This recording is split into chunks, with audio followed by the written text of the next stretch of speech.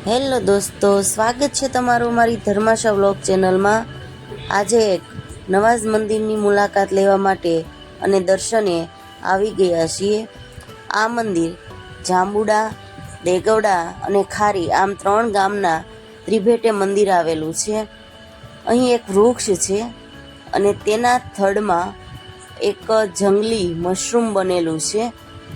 પહેલાં તો કંઈક અલગ લાગતું હતું। તો હવે આપણે આ મંદિરમાં જઈએ। આ મંદિર પાછા ભગત આશ્રમ તરીકે પણ ઓળખાય છે। અહીં બાજુમાં એક નાની એવી પ્રાથમિક શાળા પણ છે। તો આપણે હવે મંદિરમાં જઈએ। આ બાજુ મંદિરનું પ્રવેશ દ્વાર છે અને પૂર્વાભિમુખ એક પ્રવેશ દ્વાર પણ આવેલું છે। મંદિરનું વાતાવરણ ખૂબ જ શાંત, પ્રાકૃતિક અને સુંદર વાતાવરણ છે। પક્ષીઓ પણ ઘણા બધા પ્રમાણમાં જોવા મળે છે।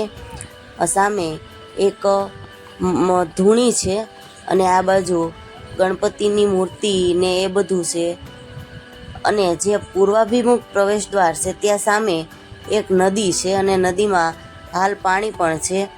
તો આ ભીમનાથ મહાદેવનું મંદિર છે, જે જાંબુડા, દેગવડા અને ખારી આમ 3 ગામના ત્રિભેટે આ મંદિર આવેલું છે।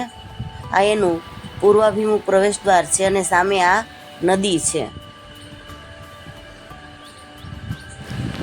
તો આ ભીમનાથ મહાદેવની સ્થાપના કઈ રીતે થઈ, પાછા ભગતની શું વાર્તા આ મંદિર સાથે જોડાયેલી છે, પાછા ભગત આશ્રમ કેમ નામ પડ્યું, તો આપણે આ સંપૂર્ણ ઇતિહાસ જાણીશું। તમે અમારા વિડીયોમાં છેલ્લે સુધી જોડાયેલા રહો અને અમારા વિડીયો ગમે તો અમારા વિડીયોને લાઈક કરો, શેર કરો અને સબસ્ક્રાઈબ કરવાનું ભૂલતા નહીં।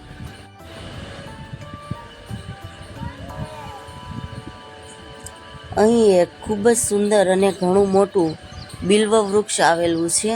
આપણા પુરાણોમાં અને આપણા આયુર્વેદમાં તેનું ખૂબ જ મહત્ત્વ છે। બિલ્વ વૃક્ષના પર્ણો પણ ભગવાન શિવને ચડે છે। જ્યાં ભગવાનના હર્ષના આંસુ પડ્યા હતા ત્યાંથી બિલ્વ વૃક્ષ બન્યું એવી એક દંતકથા છે। प्रभु प्राणनाथम विभु विश्वनाथम जगन्नाथ नाथम सदानंद भाद्वम भद्व भव्य भूतेश्वर भूतनाथम शिवम शंकरम शंभु निशान मिंडे प्रभु शिवम शंकरम शंभु निशान मिंडे। एक बार नारद मुनि छे ए भगवान ने प्रार्थना करवा लगा, क्षमा करो भगवान। भगवान शिव ने कहे छे कि हे भगवान, हे करुणा निधान भगवान शिव, તમે એક તણખલાને કાપવું છે તે માટે કુવાડીનો ઉપયોગ કેમ કરો છો? ત્યારે ભગવાન તેમને એક આખી માંડીને કથા કહે છે। તો આ કથા શું છે તેને જાણવા, સમજવા અને માણવા માટે તમે અંત સુધી અમારા વિડીયોને જોજો, લાઈક, શેર અને સબસ્ક્રાઇબ કરજો અમારી ચેનલને। કરકટી નામની એક રાક્ષસી હતી। તે પોતાના માતા પિતા સાથે, પોતાના સુહદ સાથે સુદહ્ય પર્વત પર રહેતા હતા। તે ને એક ઈચ્છા, તેમના માતા પિતાને એક ઈચ્છા હતી કે અગસ્ત્ય મુનિનો જે શિષ્ય છે સુતીક્ષ્ણ, એને મારી નાખવાની ઈચ્છા હતા। જાત જાતના પેતરા કરતા હતા, પણ સુતીક્ષ્ણ હતા તે ખૂબ મહાન તપસ્વી અને મંત્ર દીક્ષાને પામેલા હતા। તે ખૂબ તપ કરે છે। એ આથી તેમને મારવા જાય છે ત્યાં તે કરકટીના માતા પિતા તે મરી જાય છે।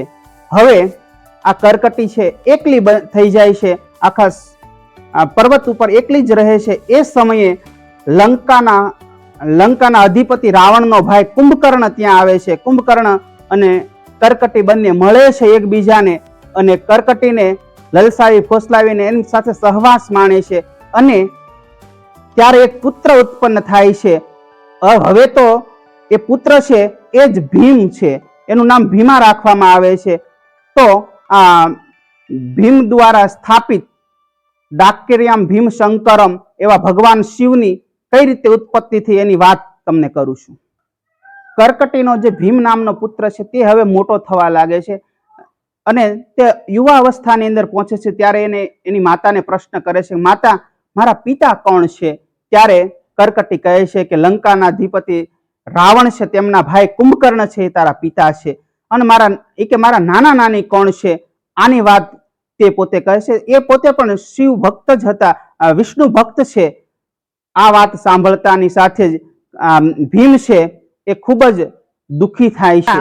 નાના નાની છે એ પણ વિષ્ણુ ભક્ત છે અને એવા શ્રી રામે એમનો વધ કર્યો છે અને તારા પિતાનો વધ પણ રામે કર્યો છે. આ વાત સાંભળતા ભીમનો જે રાક્ષસી સ્વભાવ છે તે તરત બહાર આવે છે. તેના નાના નાનીનો બદલો લેવા, પોતાના પિતાને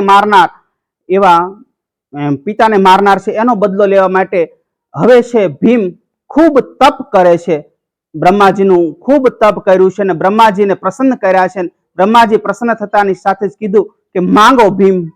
ત્યારે ભીમ કહે છે કે મને તમે ખૂબ બળ આપો, બળ અને બુદ્ધિ આપો કે હું જેની સામે યુદ્ધ કરું તેની સામે હું યુદ્ધ જીતી જાઉં. બ્રહ્માજી તો તથાસ્તુ કહે અને જતા રહ્યા છે.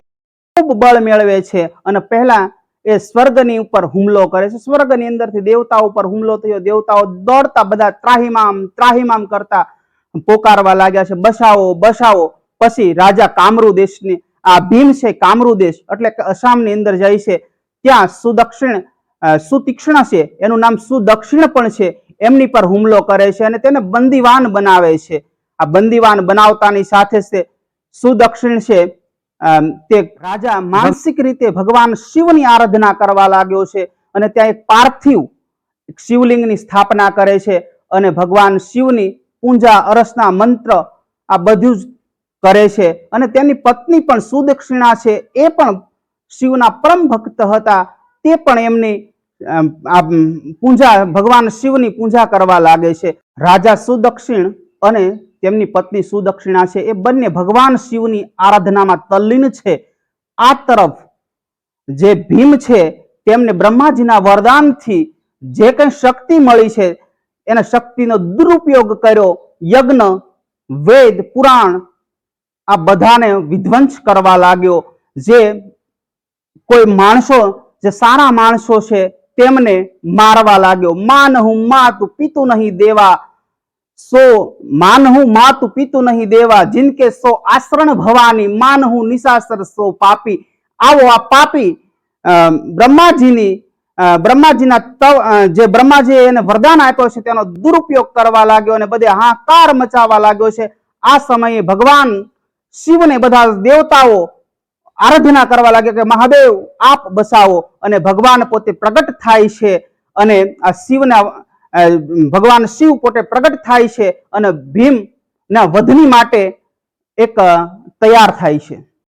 શિવ છે, ભગવાન શિવે કહ્યું સુદક્ષિણ રાજા છે તે બરાબર જે તપ કરી રહ્યા છે તે બરાબર છે અને એમને આટલો સંદેશ પહોંચાડો, હે ઋષિ મુનિઓ આટલો સંદેશ પહોંચાડો કે તમે આ તપસ્યા છે, તપસ્યાની અંદર લીન રહો, નિરંતર ઓમ નમઃ શિવાયનો જાપ કરતા રહો. હું થોડા જ સમયની અંદર આવી અને આ ભીમનો વધ કરી. આટલું કહી અને ભગવાન શિવ અંતર્ધ્યાન થઈ ગયા.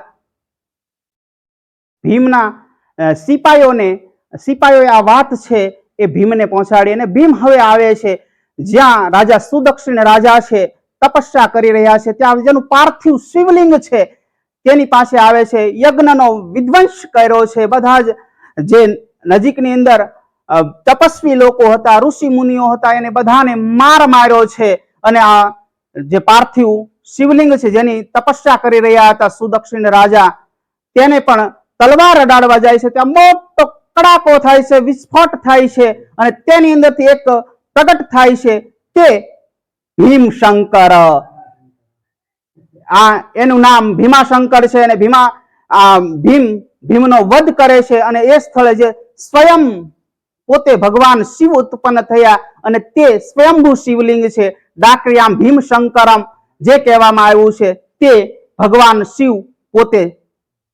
આ જે ભીમાશંકર નામનું શિવલિંગ છે એ ભીમા નદીને કિનારે છે, સહ્યાદ્રી પર્વતમાળાની અંદર આવેલું છે. હવે આ ડાક્યામ ભીમશંકરમ એ માટે કહેવામાં આવ્યું છે કે આખો પ્રદેશ છે એ ડાકણોનો પ્રદેશ હતો, એટલા માટે એને ડાક્યામ ભીમશંકર કહેવામાં આવ્યું છે. અને બીજું કે ડમરુવાલા શિવજી એવો નામથી પણ ઓળખાય છે. અહીં બગદાણાથી 7 કિલોમીટર દૂર ભીમનાથ મહાદેવ જે જાંબુડા, દેગગૌડા અને ખારી આ 3 ગામની વચ્ચે સ્વયંભૂ ભીમનાથ પ્રગટ થયેલા છે તેની વાત અહીં જે સવા ભગત છે એ આપણને વાત કરશે. કઈ રીતે અહીં ભગવાન સ્વયંભૂ પ્રગટ થયા છે તેની વાત જે અહીં મંદિરના મહંત છે, પૂંજારી મહંત છે સવા ભગત, એ જ આપણને વાત કરશે. બાપુ, અહીં કઈ રીતે ભગવાન પ્રગટ થયા એની વાત કરશો. પાંસા ભગત જે ભગત થઈ ગયા એને આજે 700 વર્ષ થઈ ગયા છે. તો પાંસા ભગત પૂનમ ભરવા જતા મોટા ભીમનાથ બરવાળાની પાસે. તો ત્યાંથી ઘણા વર્ષ સુધી ગયા. એની ઉંમર 105 વર્ષની થઈ ત્યાં સુધી ગયા. તો પછી એની ઉંમર થઈ ગઈ એટલે હાલી નહોતા શકતા. તો પણ પૂનમ ભરવા જતા હતા.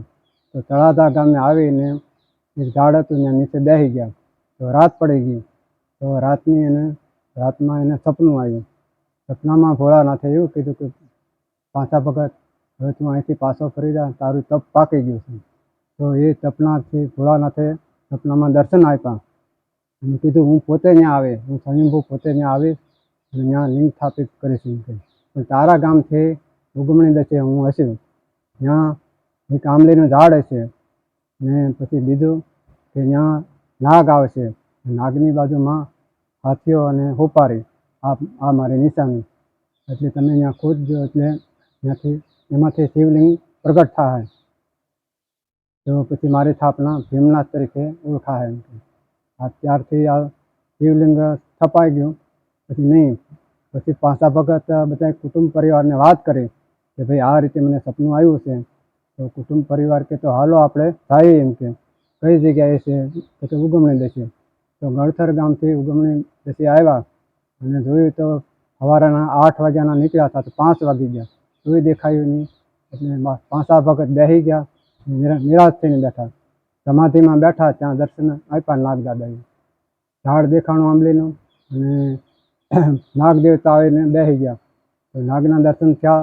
બધાએ પરિવારને કીધું જો નાગ દેવતા આવી ગયા.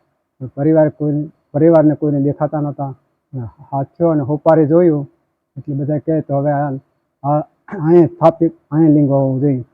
તો ખોદવા લાગે તો 2 હાથ જેટલું ખોદ્યું એટલામાં સ્વયંભૂ લિંગ નીકળી.